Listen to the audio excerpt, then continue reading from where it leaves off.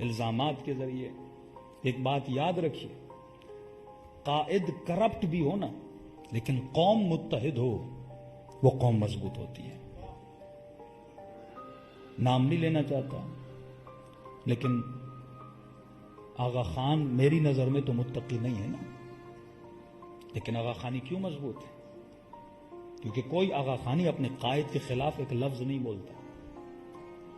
جب قوموں زبان درازی پہ آ جائے نا، انسان ہے، جائز الخطا ہوتا ہے، لیکن جب قومیں زبان درازی کرنے لگے، مولا علی کا جملہ یاد رکھنا، فرمائے وہ جتنے اپنے باطل پہ مضبوط ہیں تو اتنا اپنے حق پہ مضبوط نہیں ہے. جب ہم نے یہ جرت دی نا کہ قوم کا بچہ بچہ بھی اٹھے اور مولوی کو گالی دے، مولوی کو برا بلا بولے، تو اس قوموں کی قیادتیں کبھی مضبوط نہیں ہوتی. اور جہالت میں آ کر ہمارے لوگوں نے وہی کام جو دشمن چاہتا تھا. جب گلگت بلتستان کے الیکشن ہوئے، بے نظیر کی حکومت تھی، اکثریت میں شیعہ جماعت ووٹ لے کر آئی. اس وقت ان کو خوف ہوا کہ for the first time Pakistan میں ایک ایسا صوبہ بھی بن رہا ہے. یہ صوبہ اس ٹائم بن رہا تھا بے نظیر کی حکومت میں، اور وہ تو یہ سمجھتی تھی صوبہ میں بنا رہی ہوں، پارٹی تو میری جیتے گی. اسے کیا پتا تھا یہاں پر تحریک جعفریہ جیت جائے گی.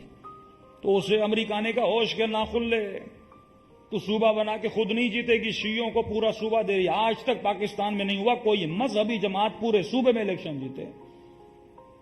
تو تم پورا صوبہ شیعوں کا بنا رہی ہو.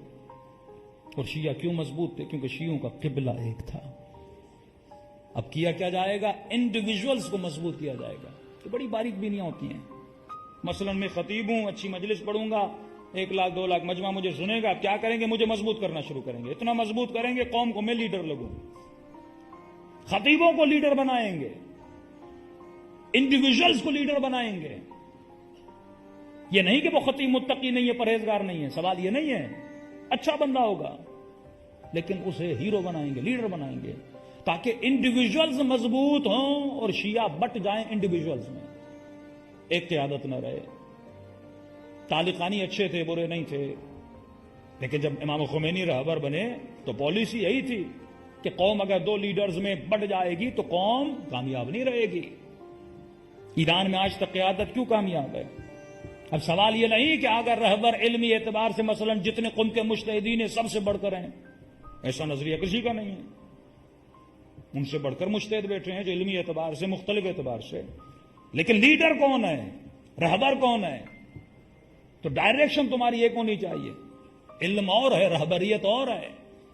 قاضی شورے کے پاس بھی بڑا علم تھا، لیکن اس کے اندر لیڈرشپ کا سینس نہیں تھا. تو جو لیڈر ہوتا ہے سیاسی سینس رکھتا ہے، شعور رکھتا ہے، اسے پتا ہوتا ہے کہ قومی حالات کیا ہیں، قومی مسائل کیا ہیں، مجھے کون سی پالیسیز بنانی ہے، کون سی پالیسیز نہیں بنانی. اسے ہڈن چیزوں کا پتا ہوتا ہے، اسے ہڈن خبروں کا پتا ہوتا ہے. لیکن قوم کا ہر بندہ اسے اپنی پالیسی بنانا شروع کر دے. تو جب قوموں میں انڈیویجولز بڑھ جاتے ہیں تو قومیں کمزور ہو جاتی ہیں. اور 90 سے لے کر ابھی تک یہ کام کیا گیا کہ اس قوم میں انڈیویجولز بڑھائے گئے. بحیرہ کو دیکھیے، آغا خانیوں کو دیکھیے، کس طرح اپنی لیڈرشپ کے ساتھ ان کی سچائی ہے. سال میں ہر شہر میں 1 دن میں وہ جاتے ہیں، میں واقعی دیکھتا ہوں. بحیرہ تو بہت مضبوط ہے. ان کا اگر لیڈر بولے تمہیں یہ ٹوپی پہننا ہے، یہ کپڑے پہننے ہیں، وہ وہی چیز پہنتے ہیں. اور ہمارے اندر اتنی اطاعت نہیں ہے، اتنی اطاعت نہیں اپنے لیڈرز کی. تو ان ذرائع سے قوموں کو توڑا جاتا ہے، کمزور کیا جاتا ہے. راز کامیابی یہ ہے کہ تیری ڈائریکشن ایک ہونی چاہیے. جب قبلے متعدد ہو جائیں گے تو بندہ کنفیوز ہو جاتا ہے، نماز بھی کس طرف پڑھنی ہے. یہ نہیں کہ خدا کعبے کے اندر آئے. تمہارے وجود میں نظم پیدا کرنے کے لیے اللہ نے کعبے کی ڈائریکشن دی. اسی طرح قومیں بھی منظم تبھی رہتی ہیں جب قوموں کی ڈائریکشن ایک رہتی ہے. صلوات پڑھے محمد و آل محمد کو.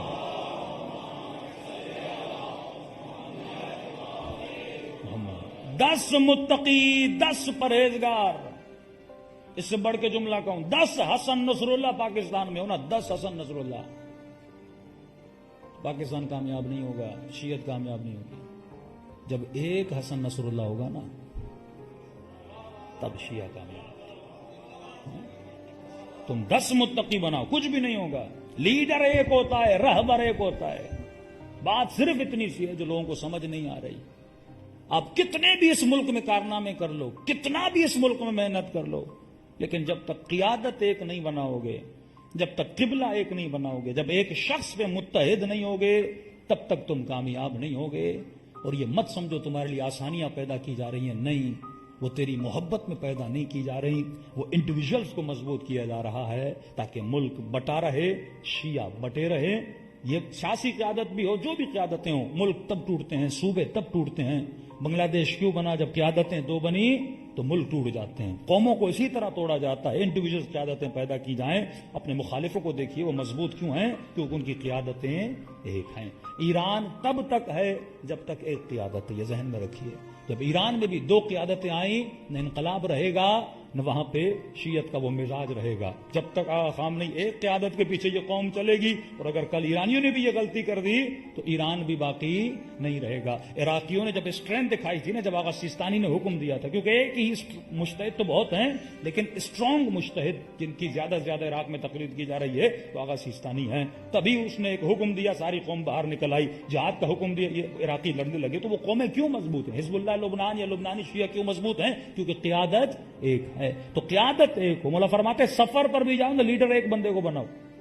ایک قافلہ بھی دو لیڈروں کے ساتھ نہیں چلتا، انجمنیں دو لیڈروں کے ساتھ نہیں چلتی، امام بارگاہیں دو لیڈروں کے ساتھ نہیں چلتی، تنظیمیں دو لیڈروں کے ساتھ نہیں چلتی، تو شیعہ 2 3 4 5 6 لیڈروں کے ساتھ کیسے چل سکتے ہیں؟ تو اللہ نے عقل دی ہے، وَأَتَّبِرُ يَا أُولِي الْأَلْبَابِ۔ اگر تو عقل کا راستہ اختیار نہیں کرے گا، چھوٹا چھوٹا ذاکر لیڈر بننا شروع کر دے، قوموں کو ڈائریکشن دینا شروع کر دے، تو قومیں تباہ و برباد ہو جاتی ہیں۔